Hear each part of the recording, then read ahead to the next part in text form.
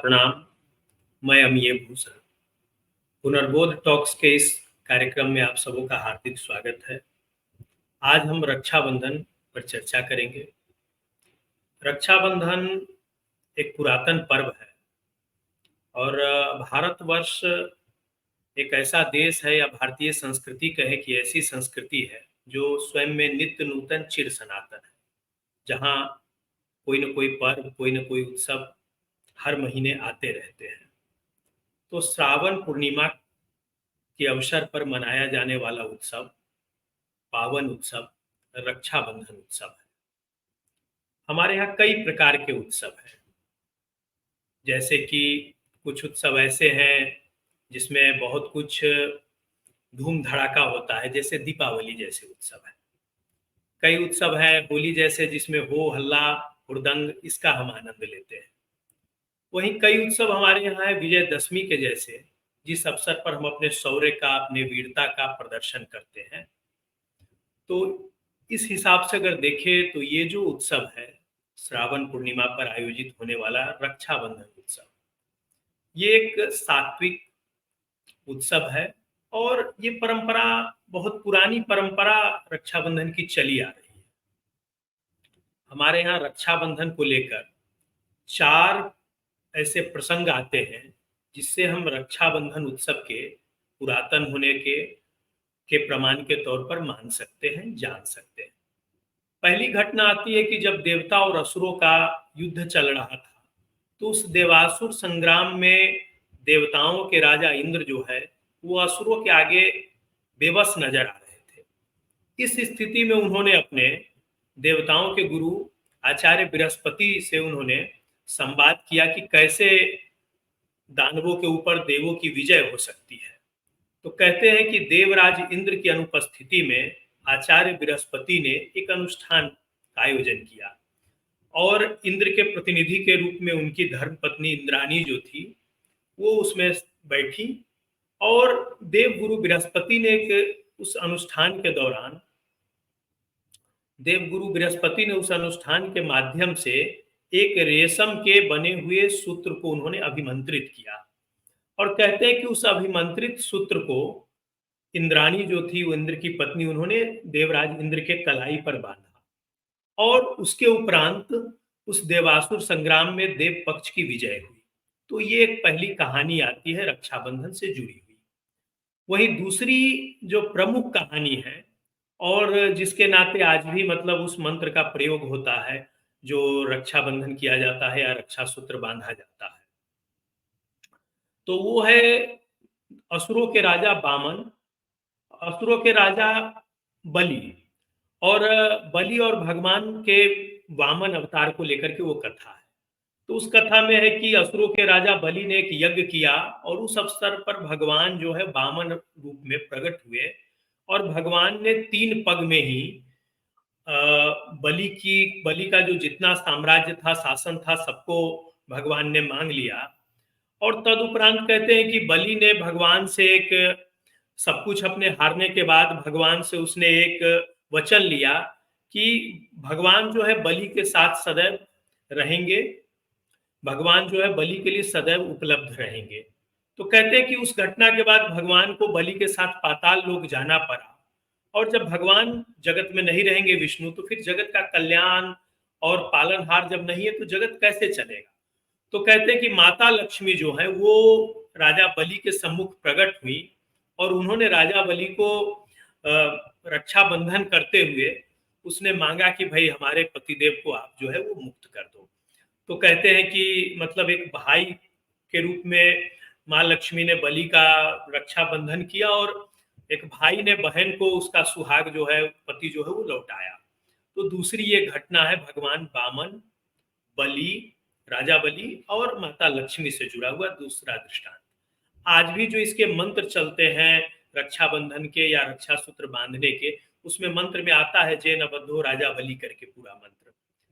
तीसरी और चौथी घटना जो है वो महाभारत से जुड़ी हुई घटना है। एक घटना है कि शिशुपाल भगवान कृष्ण का लगातार अपमान अनादर करता जा रहा था। कहते हैं कि भगवान का था कि जब तक वो 99 बार भगवान ने क्षमा की और 100वें बार जब शिशुपाल ने वही गलती दोहराई तो भगवान ने चक्र सुदर्शन से शिशुपाल का संहार किया। तो जब भगवान ने शिशुपाल का संहार किया उस समय उनकी एक अंगुली कट गई थी। उस क्षण जो द्रौपदी थी, पांचाली थी, उन्होंने अपने साड़ी के आंचल से उन्होंने भगवान के उस कटे हुए उंगली को उसने बांधा। तो भगवान कृष्ण ने कहा कि इस कहते हैं कि भगवान कृष्ण ने कहा कि भाई इस क्षण तुमने मतलब हमारी मतलब मरहम पट्टी करी है, तो जितने इस कपड़े में धागे हैं मैं उतनी मर्यादा के साथ तुम्हारे लिए भविष्य में खड़ा रहूंगा और मैं लौटाऊंगा। तो कहते हैं कि जब द्रौपदी का जब पंच पांडव जो है वो कौरवों के साथ जब वो जुए के खेल में जब हार गए और द्रौपदी जो है भरी सभा में लाई गई और दुशासन ने द्रौपदी का चिरहरण करना चाहा, तो कहते हैं कि द्रौपदी ने भगवान कृष्ण को पुकारा और भगवान कृष्ण ने द्रौपदी की लाज बचाई, लज्जा बचाई, मान रखा। तो कहते हैं कि जो द्रौपदी ने भगवान को सूत्र बांधा था उसी का परिणाम था कि भगवान ने उस रिश्ते को निभाया। चौथी घटना कहते हैं कि जब महाभारत के युद्ध में पंच पांडव युधिष्ठिर के नेतृत्व में लड़ रहे थे और लग रहा था कि विजय श्री नहीं प्राप्त हो रही है, तो भगवान कृष्ण ने युधिष्ठिर को रक्षा सूत्र बांधा था, ऐसी भी चर्चा आई है। तो ऐसे चार प्रमुख घटनाएं हमारे पुरातन मतलब जो हमारे पौराणिक ग्रंथ है, कहानियां हैं, उसमें आई है और रक्षाबंधन तब से चला है। एक घटना जरूर हमारे यहाँ आती है कि मतलब हुमायूं ने कर्णावती जो रानी थी उन्होंने हुमायूं को पत्र लिखा और हुमायूं ने उनकी रक्षा की। तो ये कहीं नहीं, ये पूरा का पूरा एक सनातन परंपरा का एक पुरातन पर्व है जिसमें स्त्रियां जिन्हें भाई मानती हैं उनको भी बांधती हैं और पारंपरिक तौर पर जो हमारे पुरोहित, पुरोहित का अर्थ है पुर का हित करने वाला, अर्थात समूह, समुदाय, नगर, बस्ती का जो हित करने वाले होते हैं वो पुरोहित होते हैं। तो पुरोहित इस अवसर पर पारंपरिक तौर पर रक्षा सूत्र बांधते आए हैं। और ये जो कहानी है तो वास्तव में इस्लाम के अंदर दूर दूर तक इस प्रकार रिश्तों की अहमियत नहीं रही। अगर रिश्तों की अहमियत होती तो इसी वंश में जो मुगलिया खानदान था उसी में आप देख सकते हैं कि पिता ने पुत्र के साथ, पुत्र ने भाई के साथ कैसा कैसा क्या क्या कुछ किया है। तो ये चीज कहीं से मान्य नहीं है। वैसे भी इस्लाम जो है से रिश्तों में विश्वास नहीं करता है। ये तो सनातन परंपरा का एक पुरातन उत्सव पर्व है और ये पर्व इतना प्रभावी है कि आप इसके माध्यम से समाज जागरण का भी ये माध्यम रहा है और एक सामाजिक संदेश देने का भी एक सशक्त माध्यम रहा है। आप सबों के ध्यान में होगा कि जब भारत अंग्रेजों के अधीन था उस समय अंग्रेजों ने षड्यंत्र पूर्वक, खासकर जो बंगाल प्रेसिडेंसी थी उन दिनों, उस समय उन्होंने बंगाल प्रेसिडेंसी से अभिप्राय था कि मतलब केवल आज का बंगाल और बांग्लादेश नहीं, असम, त्रिपुरा लेते हुए नॉर्थ ईस्ट का एक बड़ा हिस्सा और इधर बिहार और उड़ीसा तक उसका हिस्सा हुआ करता था एक समय बंगाल में। तो अंग्रेजों ने बड़े षड्यंत्र पूर्वक बंगाल का विभाजन किया। तो कहते हैं कि इस बंगाल विभाजन के उपरांत देश भर में इसकी प्रतिक्रिया हुई और विशेष रूप से बंगाल में इसकी प्रतिक्रिया हुई। तो कवि रविंद्रनाथ टैगोर ने उस समय बंगाल में लोगों को आह्वान किया, तो उनके आह्वान पर 16 अक्टूबर 1905 को लोगों ने प्रभात फेरियां निकाली, कीर्तन करते हुए लोग कहीं गंगा और जैसी पुण्यदायी नदियों के तट पर लोग जमा हुए और लोगों ने एक दूसरे को रक्षा बंधन किया, एक दूसरे को लोगों ने राखी बांधी और राष्ट्र रक्षा का संकल्प लिया और बंग भंग का विरोध किया। और कहते हैं कि उस दिन 16 अक्टूबर 1905 को पूरे बंगाल के अंदर गंगा और अन्य पवित्र नदियों के तट पर जुटने वाले लोगों की संख्या दसियों हजार से ऊपर थी और जिसकी परिणति हुई कि एक आंदोलन अंग्रेजों के खिलाफ चल निकला बंग भंग को लेकर के। और इसकी परिणति ये हुई कि ठीक 6 वर्ष पूरा होते होते अंग्रेजों को ये विभाजन संबंधी निर्णय वापस लेना पड़ा। 11 दिसंबर 1912 को अंग्रेजों ने इस निर्णय को वापस लिया। तो कह सकते हैं कि रक्षाबंधन किसी सामाजिक जागरण, सामाजिक संदेश के लिए भी एक सशक्त माध्यम रहा है।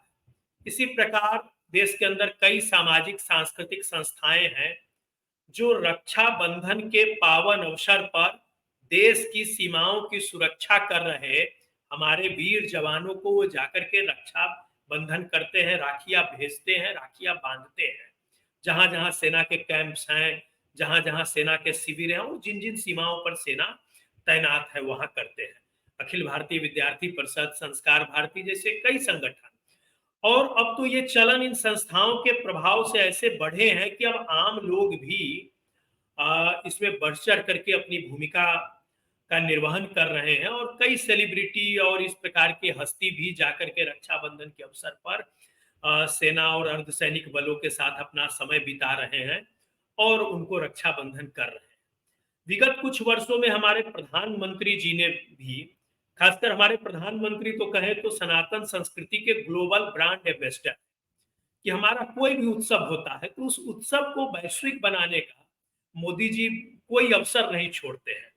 आप देखिए कि रक्षाबंधन के पावन अवसर पर पिछले कई एक वर्षों में कई खबरें आई कि पाकिस्तान से कई महिलाएं मोदी जी को के लिए राखी लेकर के आई।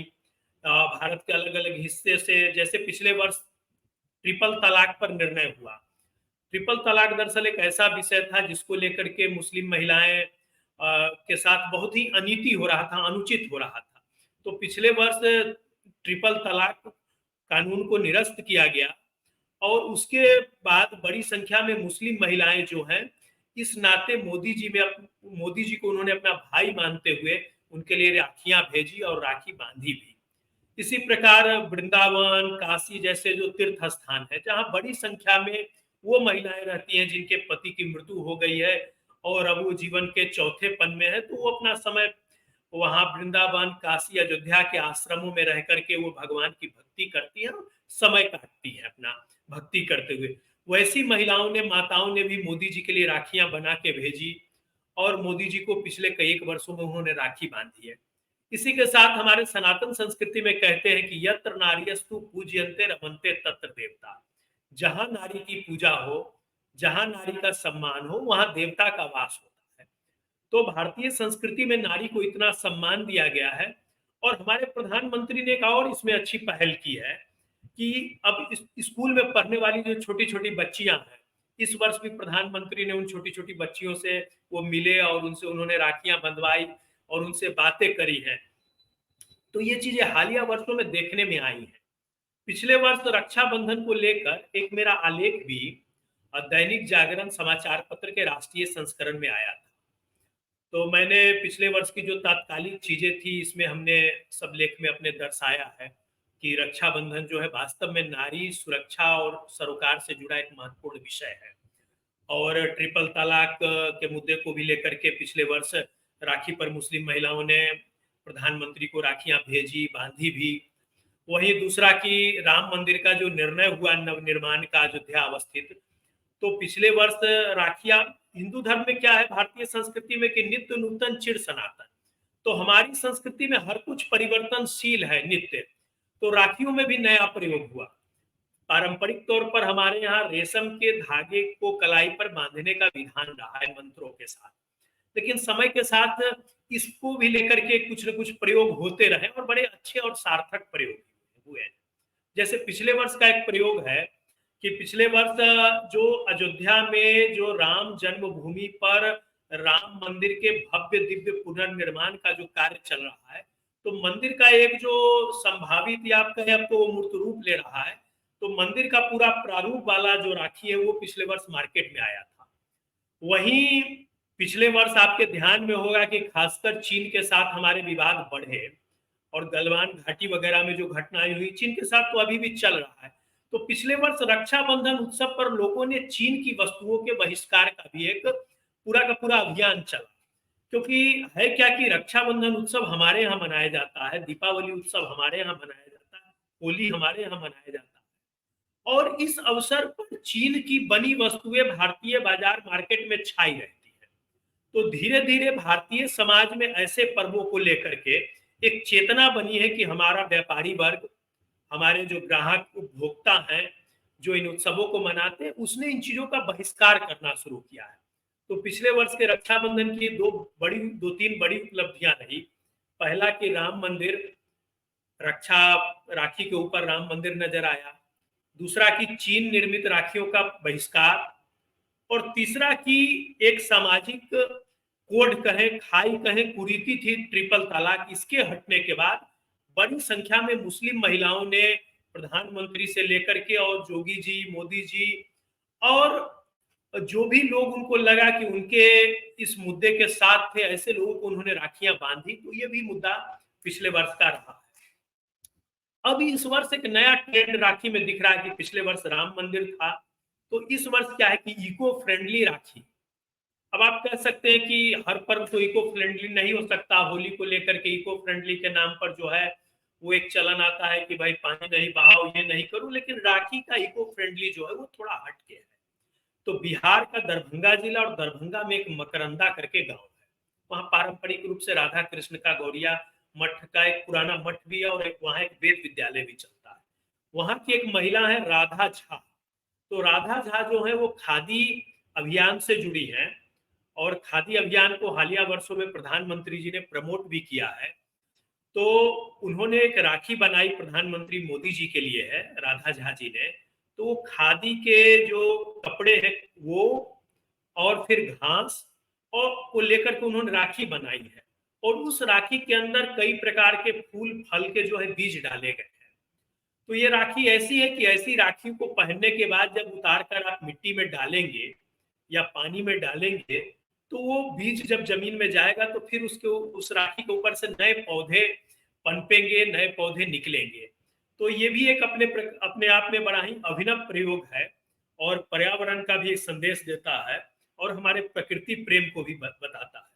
तो राधा झा जी जो है वो प्रधानमंत्री मोदी के लिए न केवल ऐसी राखी बनाई है, अपितु वो ऐसी राखी लेकर के भी प्रधानमंत्री को बांधने के लिए गई है दिल्ली। और इसकी पूरी संभावना है कि प्रधानमंत्री के कलाई पर जो इस वर्ष जो राखी बंधेगी, उन राखियों में एक राखी ये इको फ्रेंडली राखी भी होगी। तो वास्तव में रक्षाबंधन एक ऐसा पर्व है कि इसमें भाई और बहन का भी एक प्रेम का पारस्परिक बंधन का एक पर्व है कि बहनें परंपरा के तौर पर भाइयों की कलाई में राखी बांधती आई हैं। और हर बहन जो है कहे तो जैसे कि माता लक्ष्मी ने बलि में अपना भाई देखा, द्रौपदी ने कृष्ण में वो रूप देखा, तो उस प्रकार बहनें आज भी बांधती हैं और बदले में भाई जो है उपहार भेंट तो देते ही हैं। दूसरा ये हमारे सामाजिक सुरक्षा और नारी सुरक्षा का भी विषय है, क्योंकि केवल हम राखी बहनों से कलाई पर बंधवाते नहीं हैं, अपितु पूरे जीवन भर बहन के जीवन में आने वाले हर सुख दुख में हम उनके साथ खड़े होने का संकल्प भी लेते हैं, आरे वक्त में खड़े भी होते हैं। वही परंपरा के तौर पर हमारे पुरोहित बांधते आए हैं और बांधने का अभिप्राय है तो कहें तो ये परंपरा हर पुरोहित जो बांधते हैं तो कहिए तो वो अपने आप में आचार्य बृहस्पति और भगवान कृष्ण की तरह है। जैसे आचार्य बृहस्पति ने इंद्र के लिए राखी का विचार किया और बनाया और भगवान कृष्ण ने युधिष्ठिर के लिए और उनकी विजय हुई। तो इसी प्रकार हमारे पुरोहित जो है वो रक्षा सूत्र बांधते हैं और उनकी कामना यही रहती है कि हम सब अपने धर्म, अपनी संस्कृति, अपनी परंपरा के प्रति अडिग हो, अपने राष्ट्र के प्रति, अपने धर्म के प्रति कर्तव्य और उत्तरदायित्व दायित्व को समझे। कहते हैं कि ये बांधा गया राखी इतना प्रभावी क्यों होता है या क्यों होता रहा है, तो बहनें भी भाव के साथ बांधती रही हैं। और हमारे जो पुरोहित हैं वो एक समय कहते हैं कि रक्षाबंधन आने के पूर्व पूरी एक अहोरात्रि, अर्थात कि एक सूर्योदय से लेकर के अगले सूर्योदय तक 24 घंटे वो जल में खड़े होकर के 24,000 गायत्री का जप करते थे और उस जप से उन्हें शक्ति प्राप्त होती थी। और तदुपरांत वो जो है अपने यजमान को वो रक्षा बंधन करते थे। तो आज भी पुरोहित जो है वो समाज की, देश की मंगल कामना के साथ रक्षा बंधन करते हैं और बहनें भी भाइयों के प्रति अपना जो अधिकार समझती हैं, कर्तव्य समझती हैं या देखती हैं कि उनके लिए उनका भाई सदैव खड़ा रहेगा, इस भावना और कामना के साथ रक्षाबंधन करती हैं। तो आइए इस पावन पर्व को हम सब हर्षोल्लास के साथ मनाएं, एक दूजे को बांधे, एक दूसरे से ये संकल्प भी करें और कराएं कि हम अपने देश, अपने धर्म, अपनी संस्कृति के प्रति आग्रही बने रहेंगे, इसमें विश्वास करेंगे और साथ ही जो बहनें हमको बांधती हैं उनके प्रति भी हमारा उत्तरदायित्व बनता है कि उनकी सुरक्षा, उनकी रक्षा, उनके जरूरत में हम सदैव खड़े रहें। तो ये रक्षाबंधन पर मेरी बातें थी। कैसा लगा आप सब कमेंट बॉक्स में बता सकते हैं। तब तक के लिए प्रणाम, नमस्कार।